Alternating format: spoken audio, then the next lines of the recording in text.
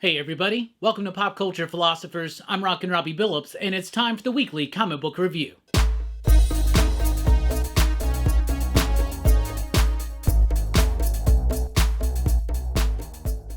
That's right, everybody. Thanks for checking out the video. I am Rockin' Robbie Billups. This is the weekly comic book review. It's the show I read a lot of comic books and I'll let you know what I thought about them. And we always start with the pick of the week. This week's pick of the week, The Closet, issue number 2 from Image Comics. I loved the first issue of The Closet, and I thought that the second issue carried on that atmospheric and moody momentum from that first issue and did it in an excellent way. This is written by James Tynion IV with artwork by Gavin Fullerton and coloring by Chris O'Halloran. The story is relatively simple. It's about a family that's kind of struggling. The mom and the dad aren't getting along. They're fighting all the time. The kid is scared. He's a nervous ball of energy. He feels like he's being plagued by a monster that hides in his closet. And of course, they don't believe that, right? So the father, the dad, decides, you know what? To make everything better, let's move across country to a new house in a new town, new jobs, a new life. And he thinks that will rekindle the magic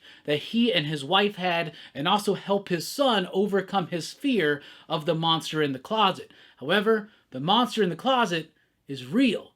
Or is it? There's a subtlety to this story that I really appreciate. There is obviously an atmospheric horror kind of tone, but it's rooted in subtextual relevance with this family drama thing going on. So it's mostly about this dude and his lack of commitment, his lack of development, and how he is kind of turning all of that around on himself and in on himself at the same time.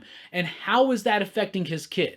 What are we doing? What are we talking about here subtextually about the monster in the closet and how that relates to the dad, right? But not in any kind of like tropey, ridiculous, and clunky way, but in a very real, grounded, and brutally honest kind of way. So in this issue, the father and the son are driving across country. The wife doesn't even want to drive across country with her husband. Things are so bad that she flies there ahead of time, but they're driving across country. They stop at one of his friend's house. You get the sense that they were close friends at one time, but they haven't been for a while. And his friend starts calling him out on all the BS that he's been doing, and we're starting to learn even more about this character that we already were learning just through his actions, just through his reasonings with himself. The artwork is amazing. I thought out of every book that came out this week, this was the perfect marriage of art and story. You had some books this week that had really solid stories, but just okay artwork, and then some books that had amazing artwork and just a mediocre story. But The Closet had both. The best of both worlds, if you will. The subtlety and the directness of a horror family drama done right. Fantastic book. The Closet, issue number 2, is the pick of the week. Then we got Starhenge, book 1, The Dragon and the Boar, issue number 1. This is from Liam Sharp. So knowing that it's from Liam Sharp, we know that we're going to get amazing artwork. And you do. The artwork in this book is freaking phenomenal. Liam Sharp is a veteran in this industry, but he continually evolves his craft and steps it up and just makes something visually stunning.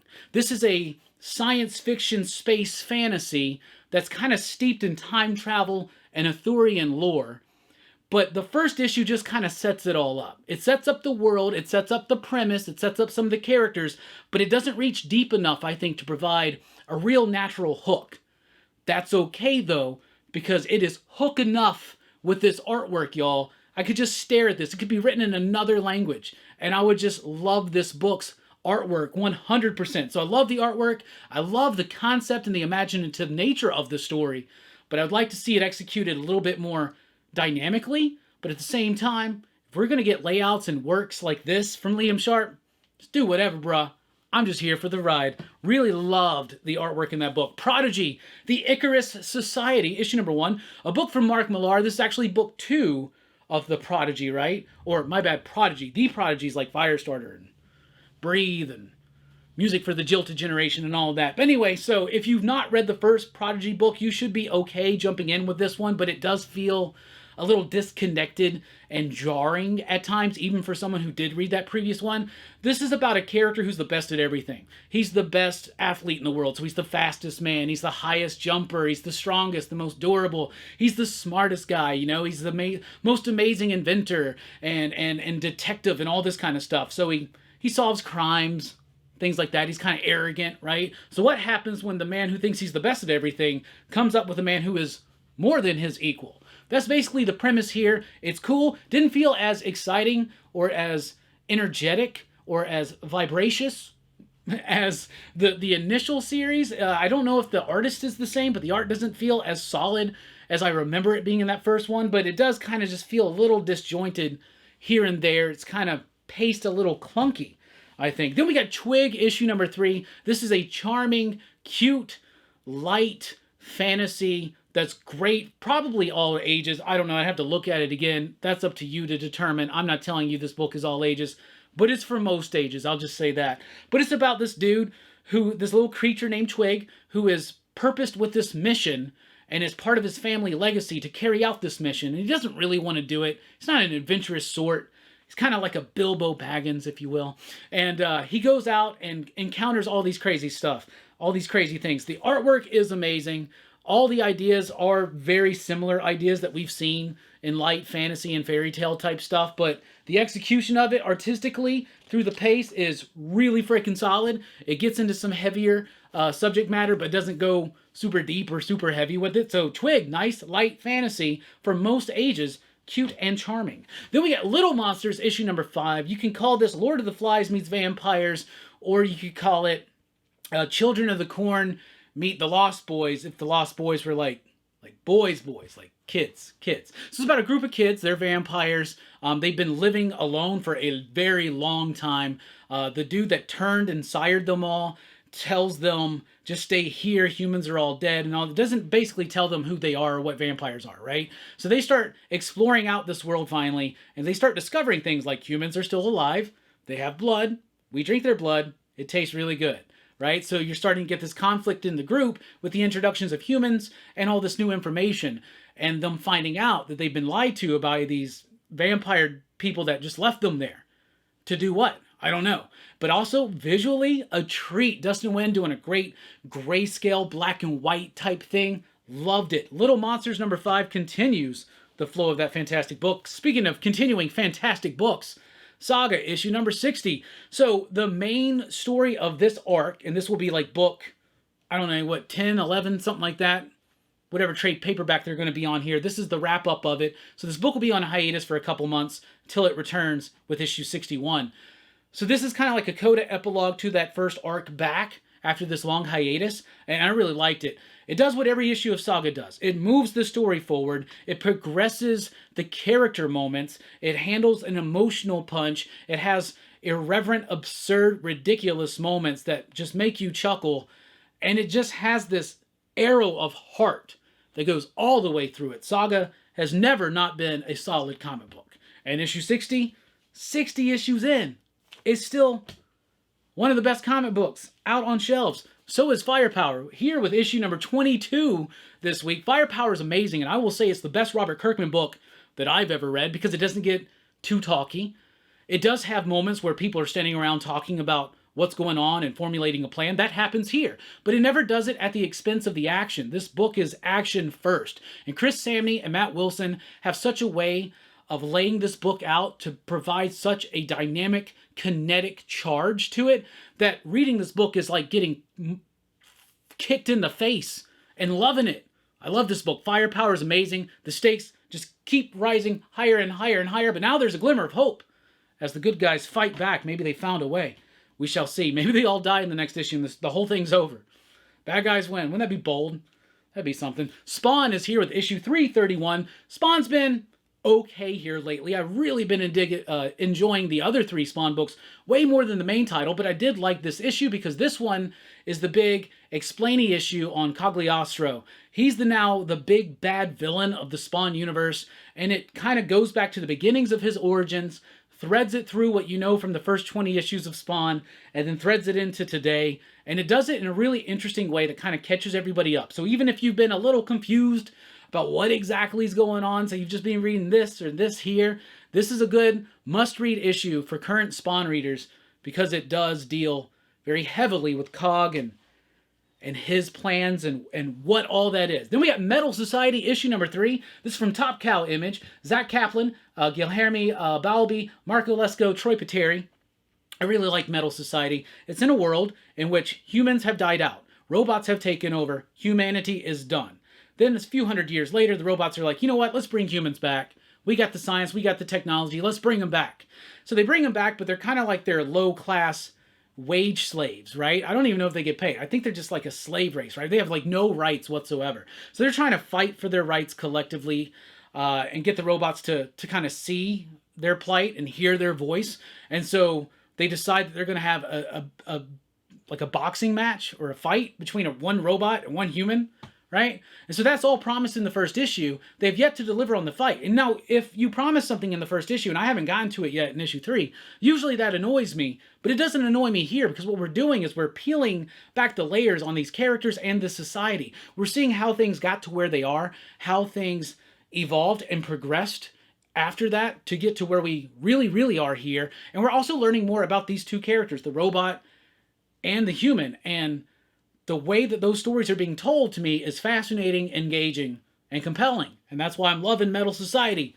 Issue number 3 out this week. From DC, just throwing books around, I got a Batman 125. This starts the Chip Zdarsky era of Batman, but we got Jorge Jimenez returning on the art, Tomomori on the coloring. Let me just tell y'all something straight up. Jorge Jimenez has given us now, once again, the best art of his career. When I first saw this cat on Super Sons, I loved his artwork. Then I saw him on Justice League, his artwork got better. He moved from Justice League to Batman, it got even better. And now here, in this new issue of Batman, after taking a little bit of a hiatus, it gets even freaking better. His interpretation of the Penguin, oh my goodness, I love it. Story-wise, it's pretty decent. It's pretty decent. It's not 100% a winner, I would say, but I did think that it did a great job of just establishing a new status quo, a new starting point for Batman. There's some interesting decisions being made with certain members of the Rogues Galleries. I kind of like them. At the same time, I don't trust everything that we're being told is happening in this issue is actually happening. So I wouldn't freak out if I was you, if you know what I'm saying, when you read this book. But I do like that it kind of establishes out where everything is. I like it when we have a Batman book where he's working with Robin, where Gotham is, of course, a character, as cliche as that is to say, but the other characters that populate Gotham, we are aware of them. The gangs, they're not just these random gangs to pull out for plot points. We have a sense of what's going on because of the events of this book with the gangs. And there's a cool thing that happens at the end of this book. And the backup story was pretty solid, too. It was by Zdarsky and Ortega. I really liked that one, too. So, all in all, I liked the book. I thought it was great. But the artwork oversells it. The artwork is absolutely phenomenal in this issue of Batman 125. We'll see what Chip's got, but we know what Jorge's got, and he's improved. Then we got Dark Crisis issue number 2 by Josh Williamson and Danielle Sampere. I love Dark Crisis. I thought that the first issue kind of had a slow burn to it, but I actually appreciate that kind of more character-focused, reflective and somber start to this Crisis event, because all the stuff that led to it was pretty big, right? Usually a crisis starts and like crazy shit is happening. But when you build up to it properly, like say with Infinite Crisis, it can pop and work. And I really like the way that this first issue kind of went a little bit somber and reserved, but then it set up the second issue, because at the end of the first issue, Deathstroke and the, I guess now not so secret society of supervillains attack Titan's Tower. This is that big battle. You get a couple little bits here and there, setting up some things to be explored in further issues, but for the most part, it's Nightwing versus Deathstroke, and it's awesome. I love it, and I love every bit of it, and I thought the artwork was great, big, expressive, and bold, and bombastic, exactly what we need from a Crisis book, but also still incredibly character-focused. Some really great character moments in here involving Black Adam and Superman, son of Kal-El, that I just loved. So Dark Crisis issue number 2 is winning it for me. Then we got Flashpoint Beyond issue number 3. I'm really digging Flashpoint Beyond. I've said this before, I was worried. It's Jeff Johns, but he's working with 2 other writers, Tim Sheridan and Jeffrey Adams. Or Jeremy Adams, I believe. Not Jeffrey. Jeffrey Adams is somebody else, I'm sure. Hermonico and Mikhail Hanen here on the artwork, but I'm liking it, right? Thomas Wayne is back in the Flashpoint universe, but that shouldn't be there, so he's trying to figure a way to end the Flashpoint universe again. Meanwhile, some heavy, real stuff is going on in the Flashpoint universe, including revelations about Flashpoint Superman and like why he was sent to Earth and some really interesting stuff going on there. So I like this story where there's real stuff, real grounded, heavy stuff happening. But Thomas Wayne's just like, yo, I can't deal with this. I got to get out of this. But there's something crazy going on with Hyper Time. We're getting little bits and pieces of that here and there. A threaded mystery, 3 out of 6 issues. I'm loving it. I'm loving it. I think it's great. Then we got the Joker issue number 15, final issue of James Tynion's Joker series. A book that started off with a lot of promise, kind of got a little bogged down in the middle. Can it pull itself together? How does it deliver the payoff? I did not like it. Did not like it at all. This book kind of bothered me, I'll be honest with you. This whole issue is Gordon just telling Batman, he's recapping the whole story from issue 1 and up. Seriously, if you never read a single one of these issues of Joker, you can pick this one up. You can read it. It's like Gordon's reading the Wikipedia page of the Joker series to Batman. Kind of pisses me off. All of that wait for that? Really? And then they're teasing this whole, did Gordon kill Joker or not? Come on. We knew the answer. Why are you teasing it for 3 issues? Plus the delays. Unfortunate. Unfortunate. Did not like this series overall. A lot of promise at the first beginning. Not the second beginning. Then we got Poison Ivy, issue number 2. G. Willow Wilson, Takara on the artwork. I wasn't completely sold on the first issue. I thought it was trying to tread the line too much about, is she a super villainous villain? Or is she like an adorable, sympathetic character, anti-hero or something? But in Poison Ivy number 2, I thought that they veered more into the, she's villainous, right? She believes she's dying. So there's some sappiness here because it's narrated through a letter that she's writing to Harley. It's got some sappy type stuff in it, but for the most part, it's Poison Ivy's kind of being badass. And kind of being like really, viscerally badass at certain moments. So Poison Ivy issue number 2. All right, I'm into it, I'm digging it. Then we got Black Adam, the Justice Society Files, Hawkman, issue number 1. This is the beginning of a series of one-shots. There's going to be like one a month, focusing in on the world of the upcoming Black Adam movie. We're being introduced to a version of the Justice Society there. They're being introduced in these comics. So if you're that hardcore interested in what Hawkman's going to be like in Black Adam, check it out. But honestly, this book was kind of below average, mediocre, boring, forgettable, right? So it didn't really do much. I would not, it's a higher price. This is like a $6 book. I would not recommend it. But if you are the hugest Rock fan, you got to get every bit of Rock memorabilia. Sure, he's there on the cover. There's a backup story in here as well. That's like about him before he becomes Black Adam, I guess. I appreciated some of the little Easter eggs and teases, but boring, dull, forgettable. There you go. Let's move over to Marvel. Hey guys, check out the experience this Wednesday, July 6th at 6 p.m. Eastern. We're going to have our CCAs, CGCs, incredible signed books. But here's the big news. We're going to have the Boys Omnibus set, but we're only going to give it away if we hit 50 live views. And if we hit 70 live views, we're going to do the signed Boys Omnibus set. Along with the unsigned set, of course. But if we hit 100 live views, we're going to give away 2 signed cards of Homelander and Starlight. So again, if we hit 100, we're going to give all of that away. So please do not miss this show. Join Rex, John, and AR this Wednesday, July 6th, 6 p.m. Eastern, only on The Experience. Hope to see you there. And from Marvel, we have Captain America, Sentinel of Liberty, issue number 2. It's all right. It's okay. I was actually rather impressed with the first issue of this one because I do like the premise. The premise is that the design on Captain America's shield, who was it designed by? Well, apparently some kind of secret organization. Each pointed star represents a different person. I don't know. It's a little bit far-fetched and conspiracy, but I think that's kind of cool for a Cap book. That being said, most of this issue was kind of a drag to get through. It had like heavy captions that didn't, I don't know, there was just nothing exciting and exhilarating. That's what I should say. I like the concept behind this book. I like the idea, like this mystery that's being uncovered. That's all kind of very interesting to me. I would like it to be a little bit more exciting, a little bit more action-leaning in large chunks.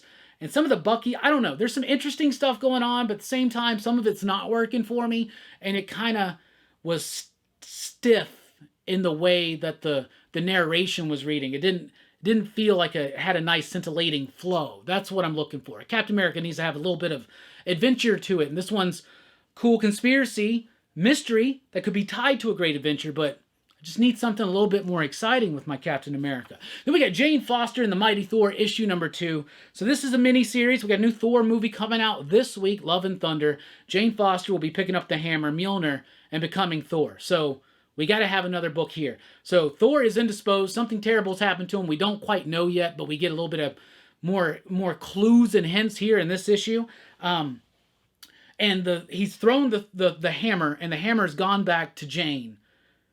And now she's going to have to become Thor again. So the first issue I thought was pretty decent, a decent enough setup. But the second issue didn't really do much for me. Just like a lot of Marvel comics, I'm kind of feeling like they're not exciting. Like they don't have this like level of adventure and fun and action and like give us something. You know what I'm saying? Like, I don't know. And there's something missing in some of these Marvel comics, and it's plaguing Captain America and it's plaguing Jane Foster and the Mighty Thor. So issue number 2 for me, it was all right. It was all right. Then we got Carnage, issue number 4 by Ram V. It's a pretty decent book. Francesco Mana on the artwork, Dijo Lima on the coloring. It's decent. So, like, basically what's going on is you got Carnage, the symbiote, is running around with a serial killer, and he's killing different superheroes. The artwork's pretty solid in this issue, by the way. He's killing different, like, supervillains, like Hydro Man, Spot. He's, like, absorbing their powers. He's, like, got some kind of plan. In this one, he goes to the world of the Dark Elves, you know, part of the 10 Realms and all that stuff. So there's that. Meanwhile, there's a detective who's trying to chase down both symbiote and the serial killer, who is somehow possessed with Cletus Cassidy in his head. So it's an interesting approach to the Carnage story. I will tell you that. So I like it, but it's not quite selling me yet. But it's intriguing enough for me to see where it goes, because there's some nice turns here. Some nice use of language, too. I will say that. It's written by Ron V. Then we got Amazing Spider-Man, issue number 5. Excuse me. Issue number 5. Issue number 4 was a really solid issue, where Spider-Man totally got fooled by Tombstone into playing into Tombstone's hand and taking out the Rose's whole operation when he was thinking he was fighting back against Tombstone. That was great. How do we follow it up? Dumb, boring, dull, I don't know. The artwork, I love John Romita Jr. I loved some of his artwork in that last issue in particular. It's not working for me here. There's something lacking. I don't think it's necessarily him. I think it has to do with some of the color. Maybe the inking. I don't know. It's off. It's not working for me artistically. It's a bit inconsistent too. Story-wise too, it just didn't really do much for me. It kind of wrapped up the whole Tombstone thing really quickly. And I would like to have had a little bit more weight behind this, but I don't know. The next issue is going to be issue 900. It's going to be really big and long and hopefully not dull and boring. So Amazing Spider-Man did not like. Then we got Strange Academy issue number 18. It's been a long time coming, but this is the final issue of Strange Academy. For now, it will be coming back with a brand new number 1. That's obnoxious. Just keep it going. Anyway, every single issue of these 18 books have been written by Scotty Young and illustrated by Humberto Ramos. Holy cow, Ramos is dude. 18 issues solid. And we had to wait a little bit between certain issues, but I applaud that. I love his artwork, and it's just as good here as it was back in the days when I loved him the most, which was like Crimson. Like, come on. Anyway, Strange Academy's been really cool. He built up these brand new characters that have these ties at the mystical corners of the Marvel Universe throughout and through in. I like that. Write that down. But anyway, we've gotten to know these characters, and now we're building this up to this big climax, a big reveal. I liked it. This is a great, like, middle-age, young adult type book. If you get, like, a 12 and up year old who is interested in discovering their own versions of some Marvel characters, check out Strange Academy. This book's pretty solid. This was a cool ending, but it's a big cliffhanger. Dilly-dally cliffhanger. Speaking of another big cliffhanger ending and a hiatus till it comes back, The Excellent with issue number 5. At least it's not the last issue. It does promise it's coming back. But I'm loving this book. Peter Milligan, Mike Allred. They, in the early 2000s, took over X-Force. That led to Ecstatics. Excellent is continuing that story. So it ties into a lot of that kind of stuff, but it's also just this ridiculous superhero understanding of, like, social media and reality TV and stuff. The book was ahead of its time at its time, and now it's, like, right on the nose, on the money of the time. But I love it. Really absurd, bizarre superheroes and really absurd, bizarre situations and a really interesting ending. And I'm really excited to see where this book's going to go. So I'm loving Excellent. If you're a Mike Allred fan, definitely check that out. From Mad Cave Studios, we have The Tiger's Tongue. This one was all right. It was decent, but it was kind of forgettable, so I'm trying to remember, because this was the first book I read today. Back in the day, there was a tiger, and, hold on. Back in the day, there was a tiger. These people helped the tiger blessed them, shared their magic with them. So there's tiger people, and there's river people, and there was a prophecy that one day there are going to be twins born into the ruling family. They're going to have to fight to see the direction of it. I don't know. It was okay. So I remember it, kinda, but it didn't really do much for me. Then from Ablaze we have, what is this, Prometheus 1313. Now here, it says that based on series and characters created by Christoph Beck. I have no idea what this is based on, but I actually like this book. It's written by Andy Diggle, artwork by Sean Martinborough. I used to love Sean Martinborough when he was on Detective Comics with Greg Rucka back in the day. Thought that was cool. But this was a pretty solid issue. It's about this woman. She's one of the most famous UFO abductees in this world, but she kind of doesn't think that it's true anymore. Meanwhile, you got NASA doing stuff, so it's got space aliens and stuff, but there's not a whole lot happens in this first issue. But I did like it. I thought it had a great pace to it. The dialogue was sharp. The line work was sharp. The coloring was decent. I mean, actually, the coloring was pretty solid. It's a pretty solid comic. What is this based on? Well, one of y'all let me know. Come on, PCP Army. What's up? From Aftershock, we have There's Something Wrong with Patrick Todd. Issue number 1 from Ed Brisson and Gavin Guidry. Gavin Guidry, super cool dude. I got to meet him one time in Memphis in 2019. He was the artist on Going to the Chapel with David Pepose on the writing there. So the artwork was super solid, and I really liked this book. Aftershock's been hit or miss with me here lately on their first issues, but I liked this one. It's about this kid who has powers to basically hypnotize people, make them do things. And his mother is sick, so he's hypnotizing people to go rob banks, give him the money so he can take care of the hospital bills and stuff. But of course, it's not just going to be as simple as that. Things get complicated and complex pretty quickly here. But I liked it. I thought it had a great pace to it. Thought it had a good premise. It was solid. From first page to last page, I was engaged. Then we got Mind Management Bootleg issue number 1. This is a follow-up to Matt Kent's Mind Management series. But even if you haven't read that series, which I read the majority of it, but I never finished it. But I read this, totally right on board. Mind Management is this organization that uses like mind control and hypnotizing and all kinds of mental abilities to control what the population knows and sees about the world and news and all this kind of stuff. And they're recruiting some new people, and there are ties to the previous Mind Management book. So if you read the previous Mind Management book, you'll like that here. But even if you haven't, I think you can jump right in. Artwork was super cool. I really liked it. It's not Matt Kent doing the artwork himself, but it is Pharrell Dalrymple. But I really like the artwork, really like the story, really like the premise and the concept, just like I did the first Mind Management. Lots of cool little tidbits here and there, too. In fact, in the back, you think that this is just like a fake script, or not a fake script, but a script of like what the first few pages are. No, that's a continuation of the story in a way. Matt Kent likes to play with the format, and I really like that. Then we get Absolution, issue number 1, AWA, written by Peter Milligan with artwork by Mike Deodato Jr. It's okay. It's about an assassin who's got all this like cybernetic stuff inside of her. She's got cameras and stuff. She live streams. She's got to reach certain amounts of like popularity and followers and things like that. So it's a concept that Pete Milligan plays around with, and he's been playing around with it for a long time. I think he did it better and excellent this week. But Absolution is okay. And the artwork by Mike Deodato Jr. felt a little bit rushed, maybe a little sloppy. So there you go. From Scout, a.k.a. Black Caravan here, this is their horror imprint, we have The Ballad of Gordon Barleycorn. Now, it's not really a horror book. This is more of a humor book, psychedelic. It kind of got that vibe of wanting to be like a 70s underground like pothead comic book or something. It's kind of got that art style too, but it was interesting. I really liked it. So if you really like quirky, weird, unusual stuff, I think you might enjoy this one. But Gordon Barleycorn is a musician. He's tired of being in other people's bands, and so he decides he's going to start a puppet show with this dude who runs this convenience store who can make all these different arms appear.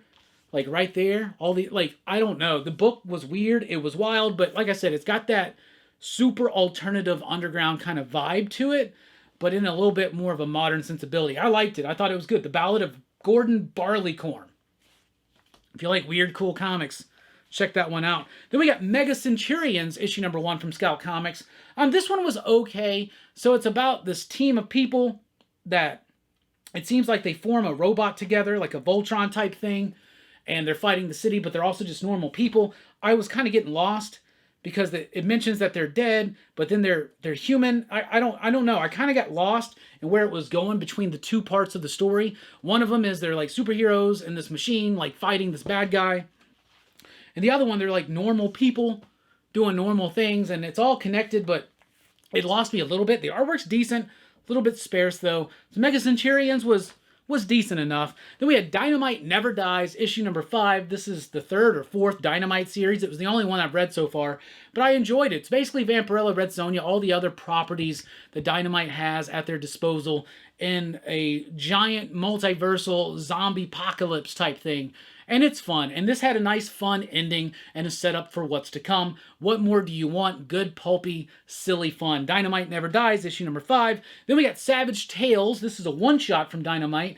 It's got a Vampirella story. It's got an Alan Quartermain story, a Red Sonja story, and a Captain Gulliver Jones story. All written by Scott Bryan Wilson or David Avallone, and they were pretty decent. Nothing really stood out for me here, so if you're just wanting something a little bit different, anthology with some of these characters, maybe check this one out, but I thought it was all right. Then we got Heavy Metal Drummer, issue number 6 from Behemoth. The first issue of this series was the best, and to me, that's been the problem with the series. I like this series overall. I've gotten all 6 issues. Personally, I own them, and I'm glad I do. I like the artwork. I like the concept. It's weird. It's wild. But to me, they set such a high bar on that first one. It never quite got back up to that. Meaning, I was expecting a little bit more absurd ridiculousness, a little bit more of the evolving of the concept. Once we got that concept in the first issue, I was hooked. But it never, like I said, kind of evolved that. It just kind of went with it, right? That being said, the way this series ends sets up something to come. They even announce what it is in the back. I don't want to spoil that for you. And I'm going to keep reading the world of heavy metal, whatever. Then we got Mighty Morphin, issue number 21, or the legacy numbering of Mighty Morphin Power Rangers 96. This was an alright issue. Jason's mom just died, so the Omega Rangers are back on Earth. Trini's swapping stories with Kim. It's making Kim kind of nervous and worried about that they don't have enough power, so they have to go to Billy and try to develop a new form for the Power Rangers, and it's a nice nod to some of the toys, so I liked that, and I appreciated it, but honestly, I'm kind of growing out of the Power Rangers stuff. Who would have thought at 41 years old, Power Rangers would start boring me. Then we got Once and Future, issue number 27. The last 2 issues, that's this one and the one before, have felt so disjointed and jarring and just clunky. I'm like, what the hell? This has been one of my favorite series. I love the concepts. I love the artwork by Dan Mora, Tamara Bonvillain on the coloring. But the story has just started kind of rushing ahead, going back, rushing ahead, and just, it's got this weird unevenness to it that's really throwing me off. But at the same time, there were some great bits in here, mostly involving with the Tri-Night, the Galahad, the Tri-Night. If you read the book, you know what I'm talking about. Some really cool stuff there. Some big moments, but it feels like it should feel weightier, right? But it's just had this uneven, jarring pace to it. So that's what I read. That's what I thought about it. The Closet for me was the pick of the week. Starhenge has amazing artwork. Prodigy is okay. Twig maintains its charm. Saga is good as usual. Chip Zdarsky on Batman, a very promising start, but really solid artwork from Jorge Jimenez. Dark Crisis, I loved it. I loved it. Flashpoint Beyond, I loved it. I loved it. Joker 15, didn't love that. Captain America, Jane Foster, Thor just need a little bit more energy. Amazing Spider-Man, you're falling quick. Strange Academy, man, you're leaving us hanging. Excellent is excellent, dudes. There is something wrong with Patrick Todd was really cool. Mind Management Bootleg. And do not sleep on your sleeper pick of the week. The Ballad of Gordon Barleycorn. For all you indie heads out there. Anyway, thank you so much for checking out the video. What are you reading? What are you digging? Let us know in the comments down below. Let's keep this conversation going. Be sure to like, share, and subscribe, and join us over at patreon.com/PCP if you want to join our PCP Patreon and help support the channel. Anyway, I've been Rockin' Robbie Billups. Thanks for rocking with us. Keep on reading. Station. Pop, pop, boom.